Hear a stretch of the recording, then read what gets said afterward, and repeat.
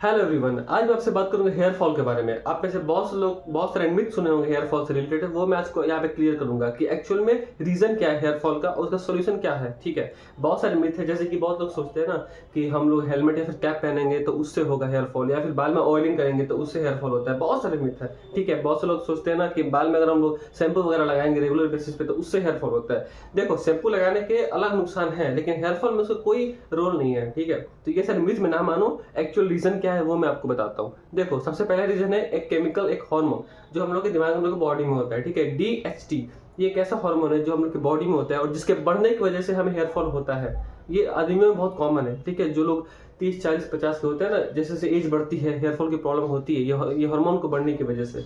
ठीक है, बाकी अगला पॉइंट है हमारा पुअर डाइट। अगर आपकी डाइट अच्छी नहीं है, आपकी डाइट में लाइक प्रोटीन नहीं है, आपकी डाइट में आयरन नहीं है, ठीक है, जिंक नहीं है, पोटेशियम नहीं है, ये सब चीजें नहीं है आपकी डाइट में, तो उससे भी हेयर फॉल होता है। तो अपनी डाइट को जितना हो सके उतना ऑप्टिमम रखो ताकि आपका हेयर फॉल कम से कम हो। ठीक है, होना तो सबको है, सबका हेयर फॉल होगा, लेकिन कम से कम हो, इसके लिए आप अपनी डाइट को बिल्कुल ऑप्टिमम रखो। अब अगला पॉइंट है हमारा स्लीप।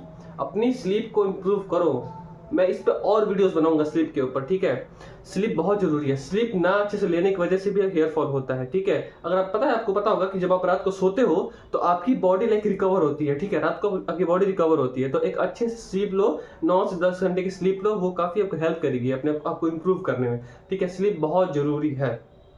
ठीक है, और एक और हम लोग का इसमें पॉइंट हो जाएगा जो कि है स्ट्रेस। अगर आप बहुत ज्यादा स्ट्रेस लेते हो तो उससे भी हेयर फॉल होता है। ठीक है, तो अपने स्ट्रेस को, अपने कॉर्टिजोल को आप उसको मेंटेन करो। ठीक है, इतना स्ट्रेस ना लो।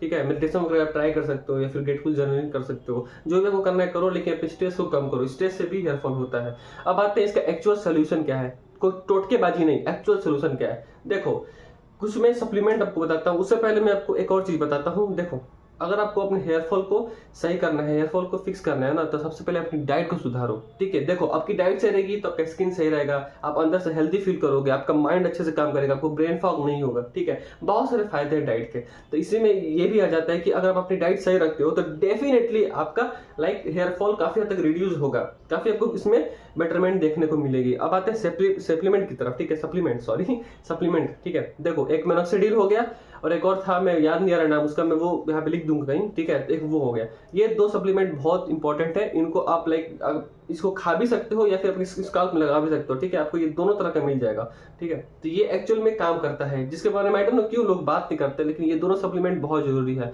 और हाँ, अभी बात करते करते एक और याद है, जैसे कि बायोटीन। ठीक है, बायोटीन में आपका विटामिन B7 मिलता है जो काफी आपको सपोर्ट करता है, आपके हेयर की ग्रोथ को सपोर्ट करता है। ठीक है, तो ये सारे सप्लीमेंट की तरफ आप जा सकते हो।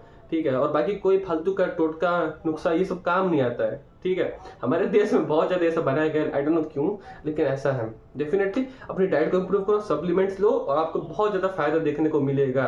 ठीक है, चलो मिलता हूं आपको किसी और वीडियो में, तब तक के लिए बाय।